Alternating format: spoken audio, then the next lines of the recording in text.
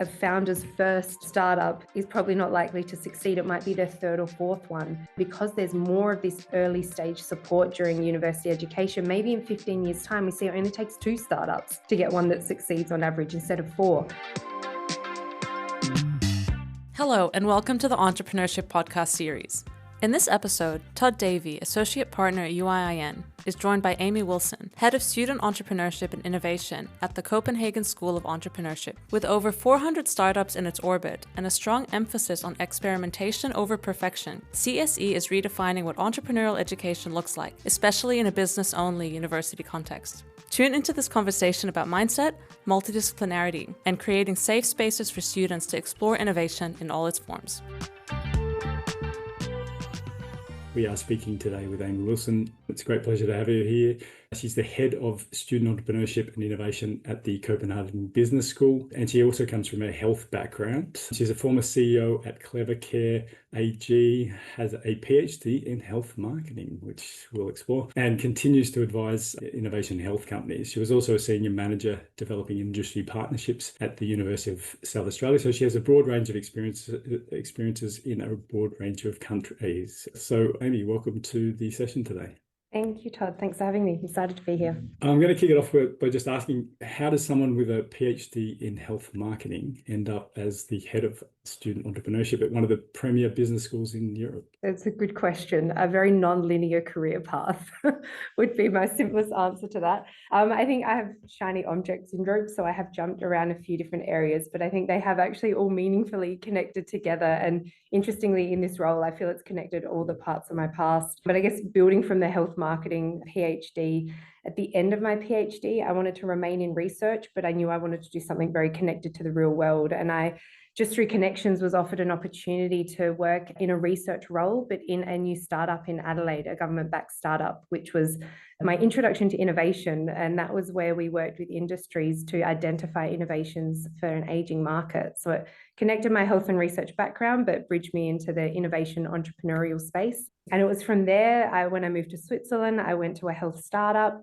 I then went back into the university environment because I missed the university, and I said I wanted to be at the intersection of industry, research and innovation. And it was in a desire to come back to Europe that I found a role that enabled me. It drew on my teaching experience, my background in innovation and entrepreneurship.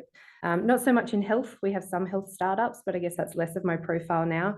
But yeah, it allows me to work at that intersection of research, industry and innovation, and with a student lens, which is a stakeholder group I always really loved working with, the future entrepreneurs.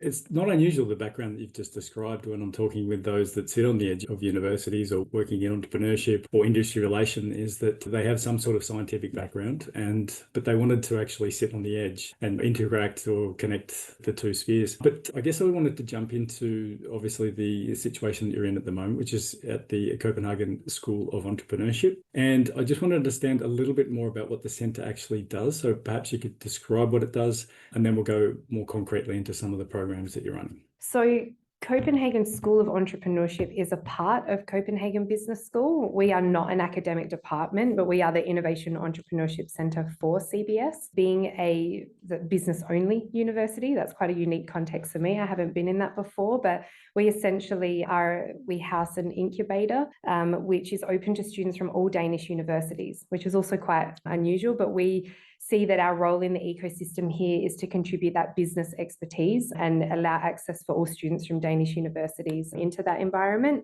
So the incubator sits really at the core of our offering, and we have over 400 startups connected to our incubator at the moment. And my role is managing all of the team who deliver on all of our student-focused offerings. Students are not the only stakeholder group we service, but that's the scope of my role.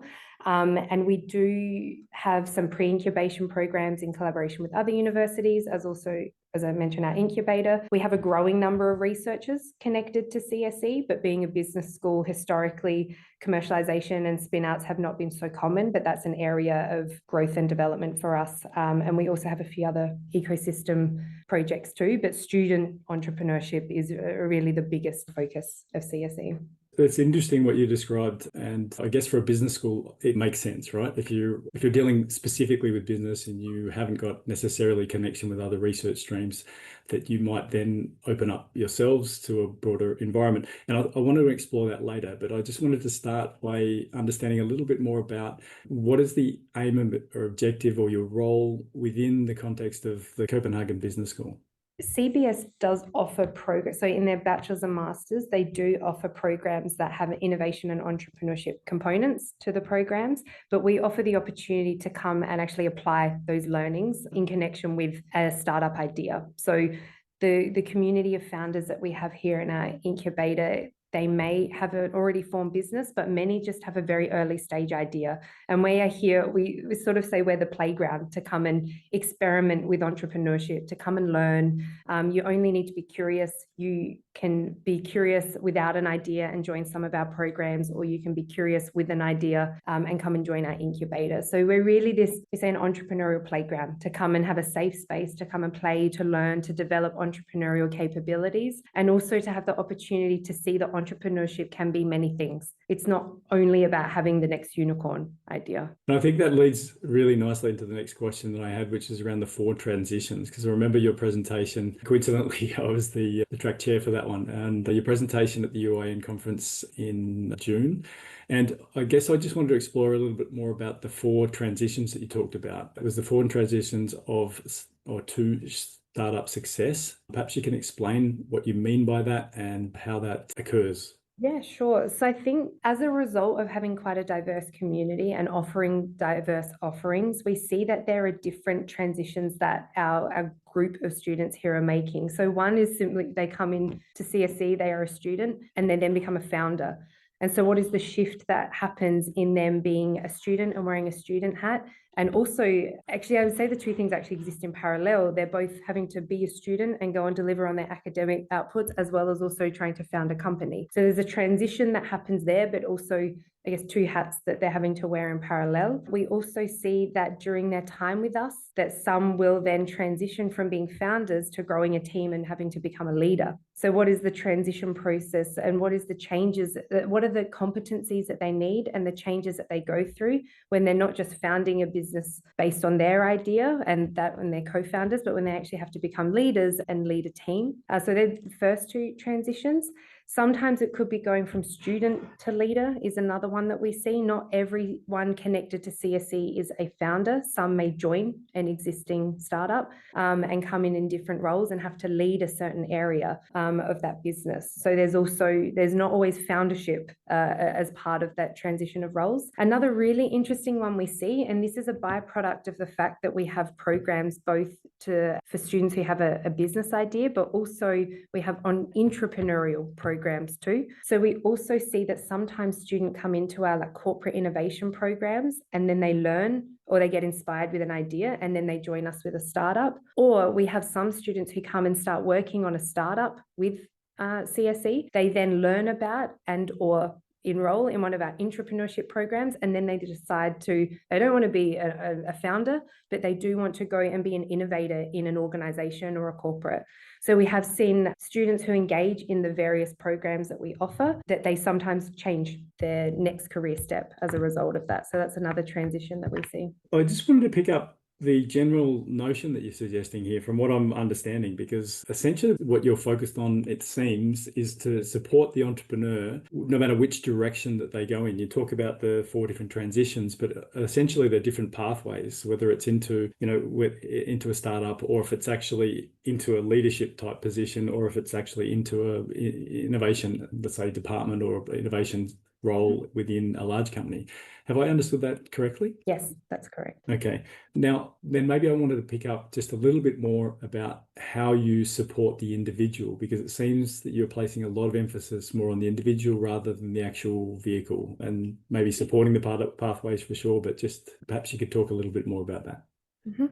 Yeah, I think we do often see incubators are very focused on venture. What's the idea? What's the venture? And then trying to build that into the next successful venture. Up until this point, CSE has taken the approach. We are, and I think we always have to remember, we are a university. We're an educational institution. We're here to provide diverse educational experiences. And in that is about growing competencies that equip people to be successful in their career paths. And I personally believe that it's a responsibility to show that there are different career paths and to build transferable skill sets and to enable the students to realize that they're transferable skill sets into different contexts. And I think sometimes that's hard to understand unless you're seeing the way that they can be applied in different ways. So that is why within the broad remit of things that we do have, some people have questioned, why are you doing corporate innovation challenges as well? It's like, that is entrepreneurship, but it manifests differently.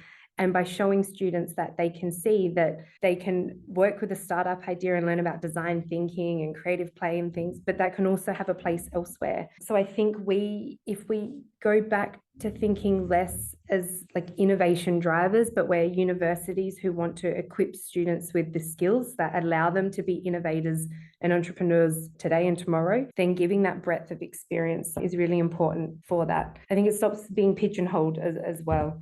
What I wanted to reflect on really quickly was because I've done a study on student entrepreneurship. It was one of the largest studies, international studies done previously. And I did collect data out of Denmark. And what was interesting is that in Northern Europe, overwhelmingly, the students were interested more to work within a company as opposed to starting their own career. Whereas you look at Southern Europe as well as Africa and a few other places we investigated, it was much more interest in entrepreneurship. So I guess what you're saying, it really leans into that, is that probably they're more likely to end up working for an industry partner or for a governmental stakeholder or whatever, but less likely to actually end up in their own venture. I think we have to remember the reality of that truly succeed from those that are it's actually a small portion of them. And we shouldn't discourage people from trying as a result of it. But we say in going through these processes, there's still so much to learn and you can still transfer those competencies elsewhere and make a difference elsewhere. And I believe that's responsible entrepreneurial education, is to allow for them to see those applications as well. And it could be, anyone in the entrepreneurship innovation space knows well that a founder's first startup is probably not likely to succeed. It might be their third or fourth one. And I'm curious to see in 15 years' time, because there's more of this early stage support during university education, maybe in 15 years' time, we see it only takes 2 startups to get one that succeeds on average instead of 4. And that's an impact too. But I think we have to know that coming straight out of university, not everyone's going to succeed in the venture that they're working on. No, and I think that leans into what you were saying before as well, is that a lot might actually go off and work for somebody else and get some experience and then come back to entrepreneurship at some point in the future. And I think that leans into the sort of pathways and the transitions that you've been talking about. I just wanted to step through just the programs that you offer, because what I noticed is that you have a high focus on pre-idea programs. And I just wanted you to, if you could explain programs you actually have and what is the aim of those respective programs? So I guess they fall into 2 key areas. So one is, I guess we talk about students curious. So they've heard about entrepreneurship, they've heard about innovation and design thinking, but they don't necessarily have an idea to come to an incubator with. So how can we help them to learn more and explore more what this area or field of entrepreneurship is? And we do that in collaboration. So we have the Explore program is one that's led by CSE, and that's a collaboration with other Danish universities, so DTU and KU. And that's, again, we have an opportunity to bring together students from different backgrounds. So I think Copenhagen's quite an interesting context, which I wasn't familiar with before, but we have a technical university, an IT university, a business university, and then KU is more multidisciplinary. But for that reason, we have a responsibility to the students in the ecosystem to bring students from different backgrounds together so that they can learn more broadly. So the idea of that program, 1, is to introduce more of the concepts of entrepreneurship and innovation, but 2, to bring together students from different backgrounds so that they get we know that multidisciplinarity is also a big driver of innovation. So that's a program that allows curious students to come and learn, to work with different people from different backgrounds. And not everyone then goes on to develop an idea from it, but we do see that that does lead some of those students to form some teams and then enter into the incubators with ideas. And others just leave having learned a little bit more about entrepreneurship as well. So that's been a really successful program for us. We also have some entrepreneurship programs as well. So that's where students who are during their studies and they want to see how it is to problem solve in corporates and to apply innovative or to come up with new innovations within existing organizations. So we have one in particular called Change Challenge, which is done in partnership with Deloitte. That historically has been working on a case for Deloitte. So the students get training over a period of a couple of months and they present a case for a new idea, a new solution for a challenge in Deloitte. But what we've actually done over time is connected it more into the startups at CSE, that now we alternate between having a Deloitte case as well as then also having a case from the startup community that we have here. And in their training, they get to work with startups that we have in-house. And so it's also, again, giving that exposure. The startups can see what's possible through like more of a consultancy case study perspective, and our startups get a lot of value from that. And vice versa, the consultancy students go, oh, that's like what startup actually is in reality. And these are some of the challenges that they face. So that's been another really nice program. While it's an entrepreneurship, like corporate innovation program, it provides us students with a really diverse learning experience. And that attracts students from all Danish universities as well. We're the lead on it, but we do get applicants and they're always put in multidisciplinary teams. The UIIN Conference 2026, where universities, industry, and innovators meet to shape the future. Join us in Stockholm for 3 days of insight, inspiration, and impact. Hear from global thought leaders, expand your network, and be part of the conversations driving collaboration forward. Submit your abstract and secure your place now at uiin.org/conference.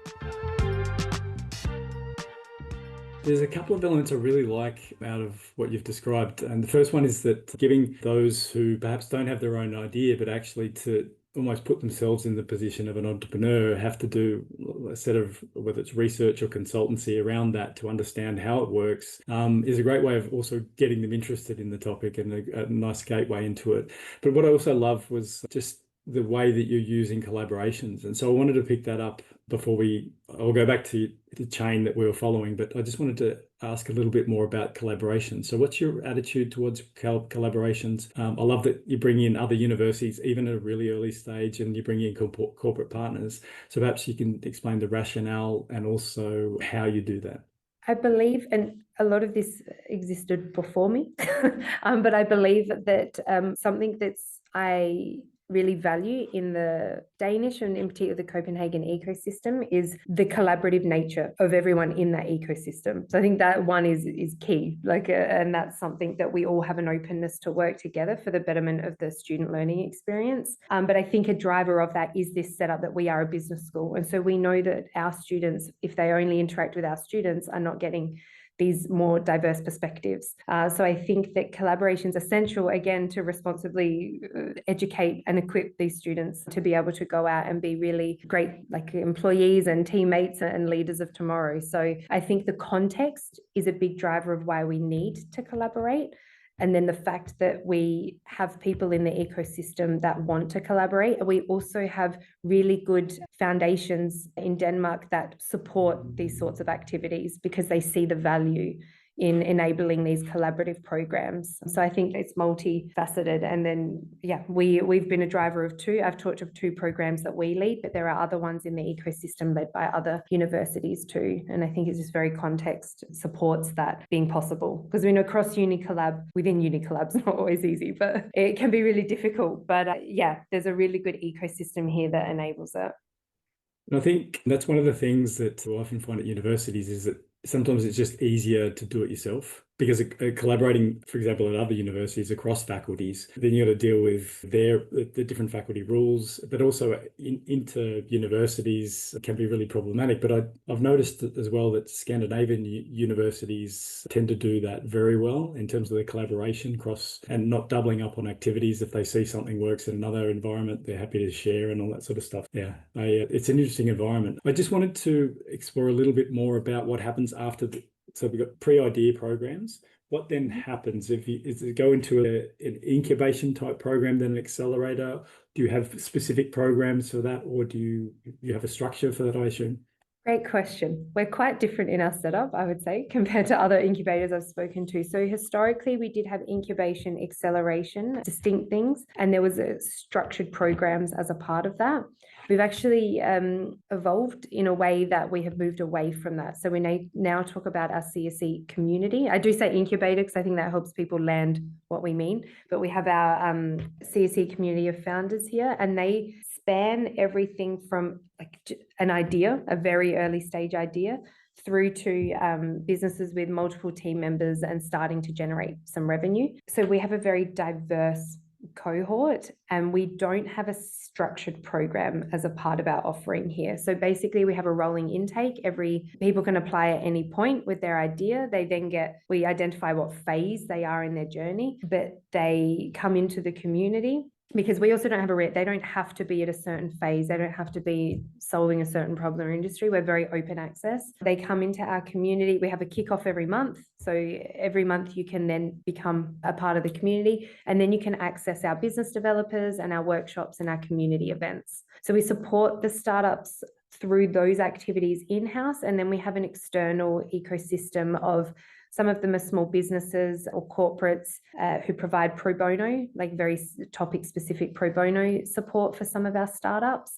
And then we also have a mentor network too. There's alumni, enthusiastic founders, different people in the ecosystem that we draw onto. So we do have an external ecosystem that helps support. And in terms of like a physical facility, can you perhaps just quickly describe that?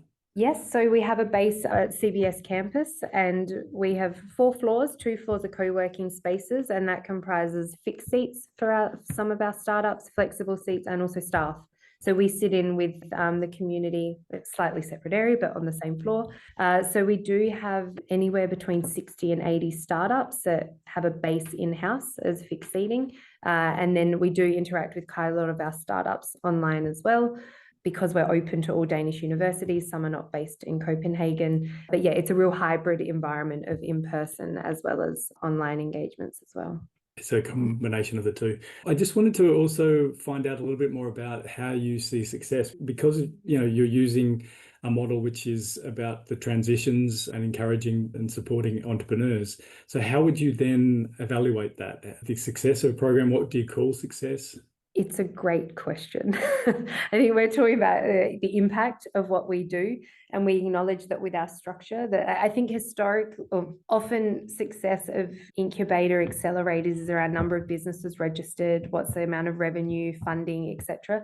Those are important metrics for us and things that we also look at. So it's not that we don't care about building successful ventures either. So I think it's important to state that. But when we take this broader perspective of also how do we understand, like we know we're servicing a lot of students, we know we're giving a lot of students a learning opportunity, but we've realized that we don't actually know how to demonstrate that outside of anecdotal. We see successes and we celebrate our alumni and we have ongoing relationships with them, but how do we know a lot of these other intangible impacts of what we do? So I would say we don't do that particularly well yet, but we have some initiatives in place where we're trying to better understand that.